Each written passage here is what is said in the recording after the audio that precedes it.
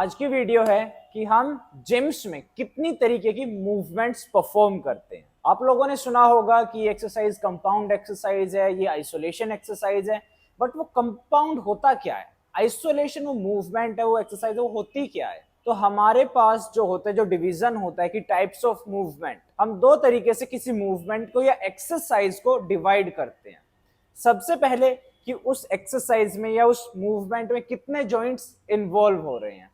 दूसरा कि उस एक्सरसाइज में या उस मूवमेंट में कितनी साइड्स इन्वॉल्व हो रही है। तो सबसे पहले देखते हैं कि according to number of joints कि कितने जॉइंट्स इन्वॉल्व हो रहे हैं तो वो कैसी मूवमेंट होगी।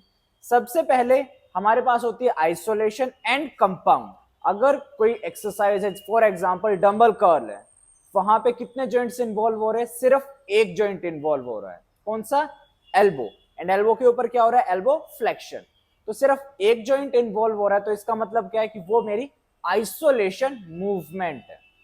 एंड अगर वहीं पे एक से ज्यादा जॉइंट्स इन्वॉल्व हो रहे हैं, मल्टी जॉइंट्स इन्वॉल्व हो रहे हैं, तो वो मेरी कंपाउंड मूवमेंट बन जाती है। जैसे कि bench press, squats, deadlift, push press, तो वो मेरी कंपाउंड मूवमेंट बन जाती है। एंड कंपाउंड मूवमेंट में भी हमने तीन सब डिवीजन बनाए हैं। कौन कौन से हैं, स्ट्रक्चरल, सपोर्टिव एंड अनसपोर्टिव।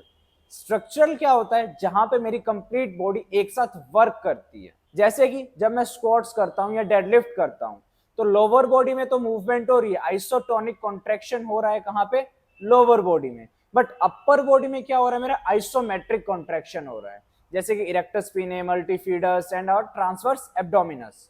तो अपर बॉडी भी इन्वॉल्व हो रही है एंड लोअर बॉडी भी इन्वॉल्व हो रही है। तो कंप्लीट बॉडी मेरी एक साथ ट्रेन हो रही है, तो उसको हम बोलते हैं स्ट्रक्चरल मूवमेंट।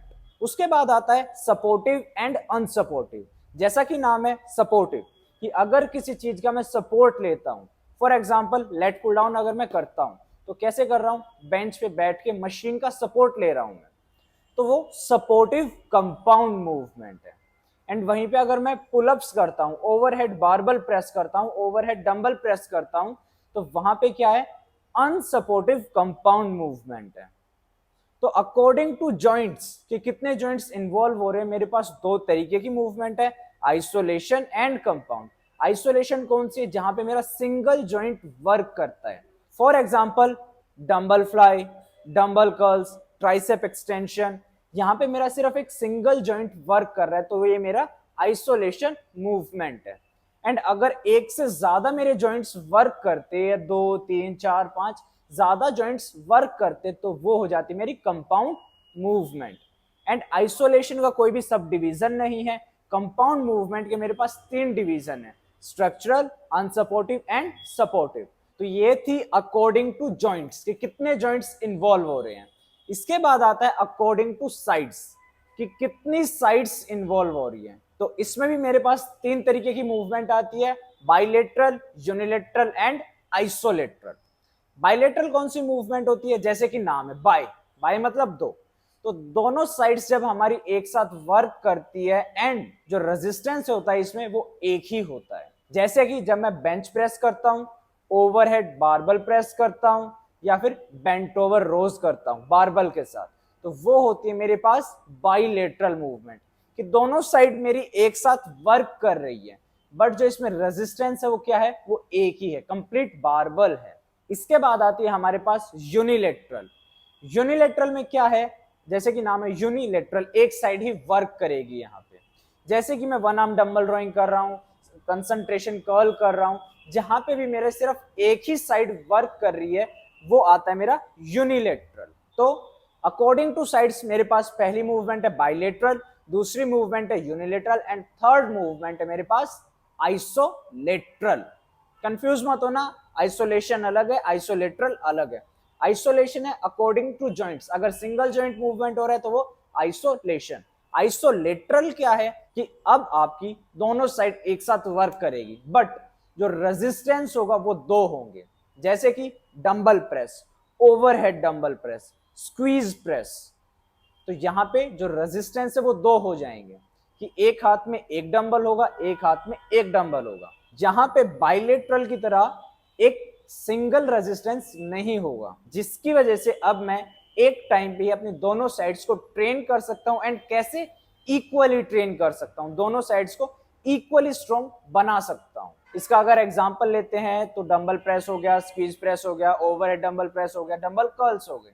जहां जहां पे भी मैं दोनों साइड्स को एक साथ ट्रेन करूंगा एंड जो रेजिस्टेंस होगा अलग अलग होगा, वो मेरे आइसोलेटरल मूवमेंट होती है। तो एक बार फिर से समरी देखते हैं कि जेम्स में मैं जो एक्सरसाइज करता हूं, जो मैं मूवमेंट्स परफॉर्म करता हूं, उसको दो तरीके से डिवाइड किया गया है। पहला नंबर ऑफ जॉइंट्स, दूसरा number of sides. Number of joints में मेरे पास दो तरीके की मूवमेंट है। पहला कि अगर एक ही जॉइंट मेरा इन्वॉल्व हो रहा है तो वो क्या है, आइसोलेशन मूवमेंट। दूसरा कि अगर एक से ज्यादा जॉइंट्स इन्वॉल्व हो रहे हैं तो वो है मेरा compound movement. And compound movement में भी मेरे पास तीन सब डिवीजन है। पहला स्ट्रक्चरल, जहां पे मेरी कंप्लीट बॉडी एक साथ ट्रेन होती है। दूसरा अनसपोर्टिव, जहां पे मैं कंपाउंड मूवमेंट तो है बट कोई सपोर्ट नहीं होता मेरे पास, जैसे कि overhead barbell press, overhead dumbbell press, pullups, chin ups, bent over. तो ये सब मेरी अनसपोर्टिव कंपाउंड मूवमेंट है। इसके बाद आता है सपोर्टिव कंपाउंड मूवमेंट।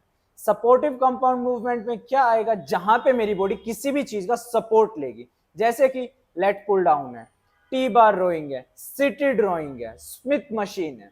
तो ये है मेरे पास सपोर्टिव कंपाउंड मूवमेंट्स। तो अकॉर्डिंग टू जॉइंट्स दो मूवमेंट है, सिंगल जॉइंट मूवमेंट है तो आइसोलेशन, अगर मल्टी जॉइंट मूवमेंट है तो कंपाउंड। कंपाउंड में भी तीन सब डिवीजन है, स्ट्रक्चरल, अनसपोर्टिव एंड सपोर्टिव। उसके बाद आता है अकॉर्डिंग टू साइड्स, वहां पे मेरे पास तीन तरीके की मूवमेंट है, बाइलेटरल, यूनिलेटरल एंड आइसोलेटरल। बाइलेटरल क्या है, जहां पे मेरी दोनों साइड्स वर्क करती है एक साथ बट जो रेजिस्टेंस होता है वो एक ही होता है। उसके बाद आता है यूनिलेटरल। यूनिलेटरल क्या है कि एक टाइम पे मैं एक ही साइड को ट्रेन करूंगा। उसके बाद है आइसोलेटरल। आइसोलेटरल में अगेन मैं दोनों साइड को एक साथ ही वर्क करूंगा बट जो रेजिस्टेंस है वो दो हो जाते हैं, रेजिस्टेंस डिवाइड हो जाता है। तो ये थी हमारी आज की वीडियो कि मैं एक्सरसाइज को या मूवमेंट्स को कितनी तरीके से डिवाइड कर सकता हूं। कैसी लगी हमारी आज की वीडियो कमेंट करके जरूर बताना एंड सब्सक्राइब करें हमारे चैनल को अगर आप फिटनेस फैक्ट्स को जानना चाहते हो, एक्सरसाइज साइंस को जानना चाहते हो, न्यूट्रिशन साइंस को जानना चाहते हो, तो आप हमारे चैनल को सब्सक्राइब कर सकते हो। कोच हिमांशु।